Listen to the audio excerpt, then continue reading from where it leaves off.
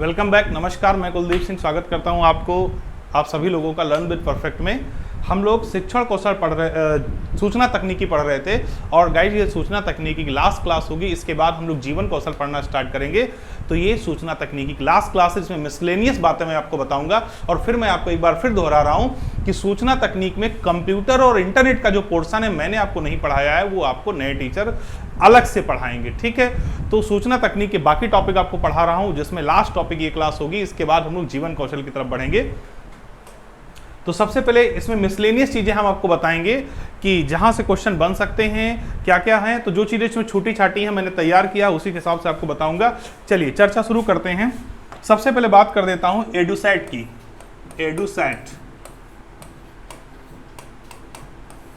एडुसैट का full form होता है एजुकेशनल सैटेलाइट। इसका फुल फॉर्म होता है एजुकेशनल सैटेलाइट।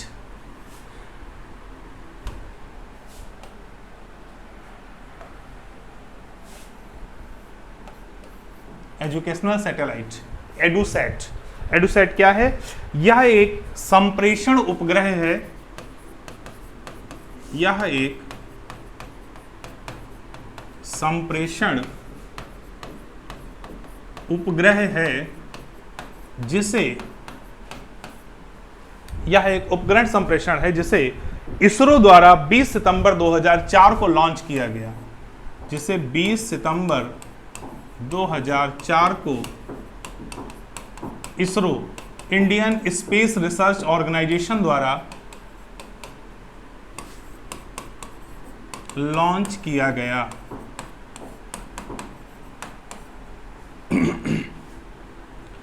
इस उपग्रह के द्वारा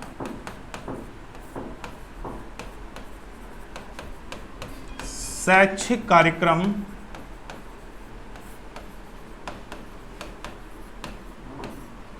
प्रस्तुत किए जाते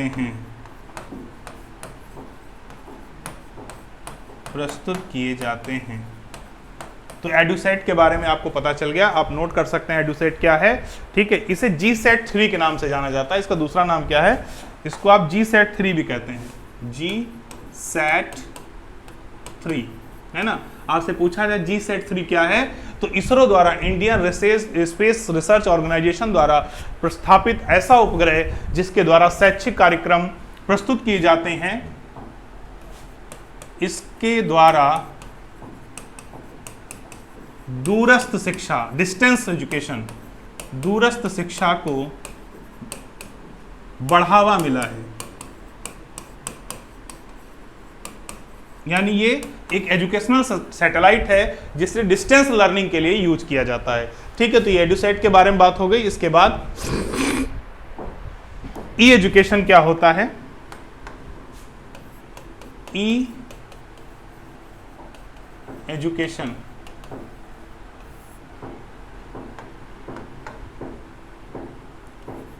ऐसी शिक्षा व्यवस्था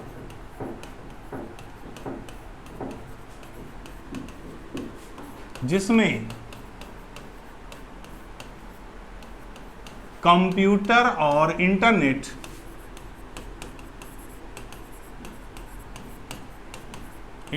के द्वारा शिक्षण कार्य किया जाता है।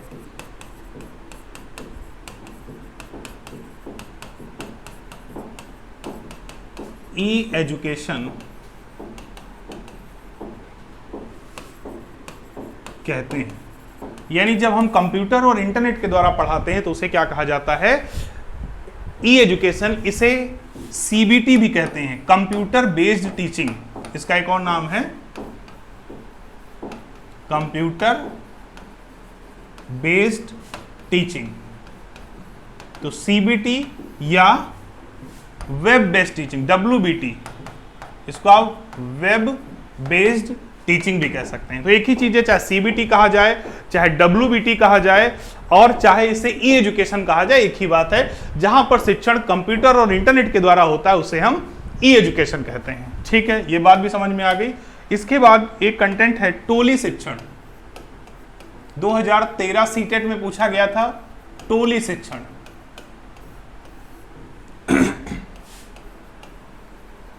ग्रुप टीचिंग,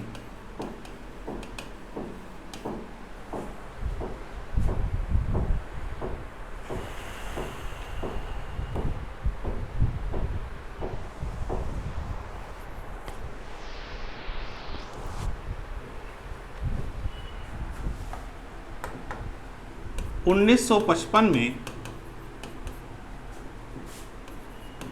अमेरिकी मनोवैज्ञानिक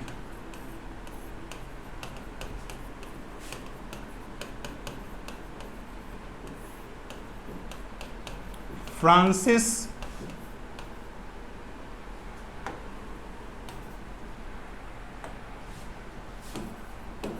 चेज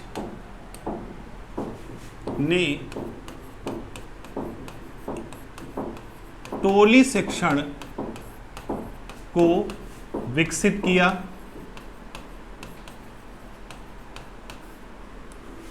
इसके अंतर्गत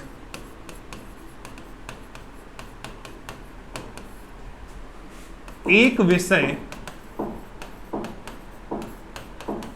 एक से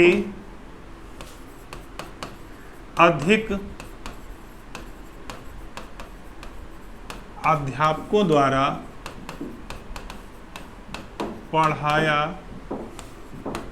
जाता है। यानी टोली शिक्षण वो नहीं जिसे आप समझ रहे हैं कि बच्चों की टोली बनाकर उन्हें सिखाना, नहीं, वो ग्रुप लर्निंग होता है, ये ग्रुप टीचिंग है। यानी ग्रुप ऑफ टीचर्स कि अगर एक विषय कई शिक्षकों द्वारा स्कूल में पढ़ाया जाएगा तो हर बच्चा इससे लाभान्वित होगा। कि मान लीजिए हिंदी अगर एक टीचर पढ़ाता है तो दूसरा टीचर भी स्कूल में कम से कम एक सब्जेक्ट के कई टीचर होने चाहिए। इससे क्या होता है, हर प्रकार के बच्चों को उससे लाभ मिलता। हो सकता है बच्चा एक टीचर से ना समझे तो दूसरे टीचर की चीजें समझ में आए, दूसरे ना समझे तो तीसरे समझ में आए। और जब आप सीटेट में एनसीईआरटी में आप देखते हैं तो लैंगिक रूढ़िबद्धता, जेंडर बाइजनेस, तो एनसीईआरटी ने जेंडर बाइजनेस से बचने के लिए टोली शिक्षण को महत्व दिया है कि भाई अगर मैथ मैम पढ़ाएंगी और मैथ सर पढ़ाएंगे तो बच्चों के मन में कभी ये कॉन्सेप्ट नहीं बैठेगा कि गणित जैसा विषय केवल पुरुष ही पढ़ा सकते हैं, क्योंकि उनके स्कूल में मैम भी गणित पढ़ा रही होती हैं। तो एक कॉन्सेप्ट बनता है, इसलिए हर बच्चे को इससे लाभ होता है। तो टोली शिक्षण की शुरुआत 1955 में अमेरिकी मनोवैज्ञानिक फ्रांसिस चेज ने की थी। फ्रांसिस चेज कहते हैं कि एक विषय एक से अधिक शिक्षकों द्वारा पढ़ाया जाना चाहिए, जिससे जो है हर बच्चे को लाभ हो, बच्चे एक बेहतर एनवायरनमेंट पाएं। ठीक है, तो ये बात भी नोट कर लें। इसके बाद आगे की तरफ बढ़ते हैं और आगे है अंतःक्रिया विश्लेषण, इंटरेक्शन एनालिसिस। अंतःक्रिया विश्लेषण, देखिए अंतःक्रिया विश्लेषण से रिलेटेड सवाल इस बार यूपी टेट में पूछा गया था। यूपी टेट में पूछा गया था कि भाई ये क्या है, तो अंतःक्रिया का मतलब होता है इंटरैक्ट होना। इसकी शुरुआत या इसका प्रारंभ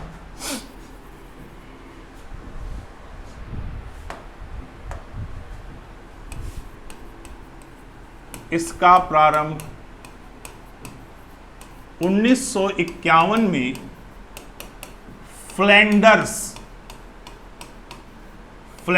नाम याद रखिएगा, फ्लैंडर्स द्वारा किया गया।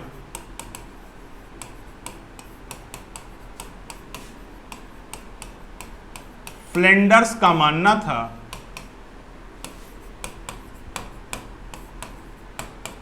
वास्तविक शिक्षण वही होता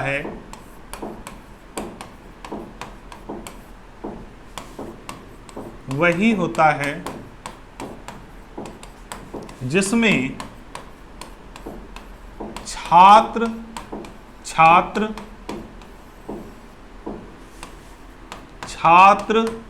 शिक्षक अंतःक्रिया करें। यानी एक अच्छा शिक्षण वही होता है जहां बच्चे बच्चों के साथ बात करें, बच्चे शिक्षकों से बात करें। अंतःक्रिया शब्द का मतलब आई गुड्स की क्लास में आपको बताया था कि सभी एक दूसरे से इंटरेक्ट होने चाहिए। ठीक है, और क्या कहा फ्लैंडर्स ने, यदि किसी कक्षा में 30 सेकंड कोई अंतःक्रिया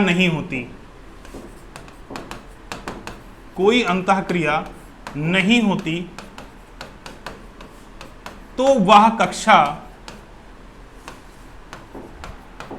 नीरस है, नीरस मानी जाएगी। यानी क्लास के अंदर 30 सेकंड का गैप नहीं होना। ये बात तो कई बार मैं बता चुका हूं क्लास में कि 30 सेकंड का गैप नहीं होना चाहिए। या तो बच्चे कुछ करें बच्चों के साथ या शिक्षक बच्चों के साथ कुछ करें, बिल्कुल अंतःक्रिया लेस यानी इंटरेक्शन लेस क्लास अगर 30 सेकंड भी हो गई वो कक्षा बेकार मानी जाती है। तो अंतःक्रिया विश्लेषण की बात किसने की थी? फ्लेंडर्स ने की थी। और फ्लेंडर्स ने यह बात कब कही है? 1951 में, कि वास्तविक शिक्षण वही है जिसमें बच्चे बच्चों के साथ, बच्चे टीचर के साथ अंतःक्रिया करें। और अगर 30 सेकंड कोई अंतःक्रिया नहीं होती है तो मान के चलिए वो शिक्षण जो है नीरस है। इसके बाद एक चीज और समझ लीजिए, शिक्षण के स्तरों की बात हमने जब आपको पढ़ाया था शिक्षण, तो हमने बताया था शिक्षण के 3 स्तर होते हैं। कौन कौन से? तो आप सभी लोग जानते हैं, पुरानी क्लास अगर देखी होगी। पहला स्तर होता है स्मृति स्तर, याद आया? दूसरा होता है बोध स्तर और तीसरा होता है चिंतन स्तर। तो इनकी थोड़ी चर्चा कर ली जाए, ठीक है भाई। हम सभी जानते हैं बच्चा जब छोटा होता है, पहला स्तर क्या है? स्मृति स्तर, बोध स्तर और चिंतन स्तर। जब बच्चा बहुत छोटा होता है तो हम चीजों को रटाते हैं, याद कराते हैं कि आज हमने बच्चे को पढ़ाया जॉनी जॉनी यस पापा, फिर कल उस बच्चे से पूछते हैं कि बताइए जॉनी जॉनी यस पापा। तो बच्चा उस चीज को जब दोबारा कहता है तो हमारा उद्देश्य सिर्फ और सिर्फ ये होता है कि हम बच्चे की स्मृति को अच्छा करें। तो स्मृति जो स्तर होता है शिक्षण का, वो पहला स्तर होता है। इसके बारे में किसने बताया था? हर्बर्ट ने बताया था, ठीक है। बोध स्तर के बारे में मॉरिसन ने बताया था और चिंतन स्तर के बारे में हंट ने बताया था, हंट। तो शिक्षण के 3 स्तर होते हैं। हर्बर्ट ने स्मृति स्तर बताया, मॉरिसन ने बोध स्तर बताया और हंट ने चिंतन स्तर बताया। अब हर्बर्ट ने पहले वाले स्तर को कितने भागों में बांटा है? तो आपको पता है 5 भागों में बांटा है। कौन कौन से? प्रस्तावना, प्रस्तुतिकरण, तुलना,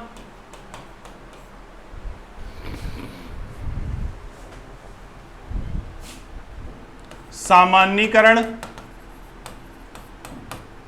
और मूल्यांकन। सामान्यीकरण को कहीं कहीं पुनरावृत्ति भी लिखते हैं, ठीक है। तो ये 5 स्तरों में स्मृति स्तर विकसित होती है। बोध स्तर पर मॉरिसन के 5 स्तर आपको पता होने चाहिए, ठीक है। बोध स्तर पे कौन कौन से होते हैं? अन्वेषण, प्रस्तुतिकरण, अन्वेषण, प्रस्तुतिकरण, आत्मीकरण, व्यवस्थापन, आत्मीकरण, व्यवस्थापन और अंत में अभिव्यक्तिकरण। अभिव्यक्तिकरण, ठीक है। तो ये बोध स्तर के होते हैं। इसके बाद चिंतन स्तर की बात करें जो हंट ने दिया है, तो चिंतन स्तर पर 4 इसके स्तर होते हैं। समस्या की पहचान करना, आंकड़े इकट्ठा करना, पहला है समस्या की पहचान करना,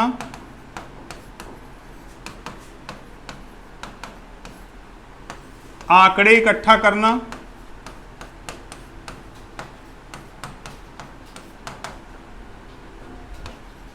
आंकड़े इकट्ठा करना, संकल्पना, निर्माण और निष्कर्ष, संकल्पना, निर्माण और निष्कर्ष। तो इस तरीके से शिक्षण के तीनों स्तर हैं, जिसे मैंने डिटेल में आपको बताया कि शिक्षण के 3 स्तर होते हैं। पहला स्तर क्या है? तो पहला स्तर है स्मृति स्तर, जिसे किसने दिया? हर्बर्ट ने। सबसे छोटा बच्चा है तो उसकी स्मृति को व्यवस्थित किया जाता है। इसके लिए प्रस्तावना, प्रस्तुतिकरण, तुलना, सामान्यीकरण, मूल्यांकन। इसके बाद बोध स्तर, अन्वेषण, प्रस्तुतिकरण, आत्मीकरण, व्यवस्थापन, अभिव्यक्तिकरण। और चिंतन स्तर किसने दिया है? हंट ने दिया है। समस्या की पहचान करना, आंकड़े इकट्ठा करना, संकल्पना का निर्माण करना और निष्कर्ष निकालना। इसी के साथ सूचना तकनीक का टॉपिक कंप्लीट होता है। कंप्यूटर बचा है जो आपको अलग से पढ़ाया जाएगा। अगली क्लास में अब हम लोग जीवन कौशल यानी लाइफ स्किल के बारे में पढ़ेंगे, उसके जो 6-7 टॉपिक उन्हें क्लियर करेंगे। तो जीवन कौशल के लिए तैयार हो जाइए। सूचना तकनीकी क्लास यहीं तक। नमस्कार, धन्यवाद।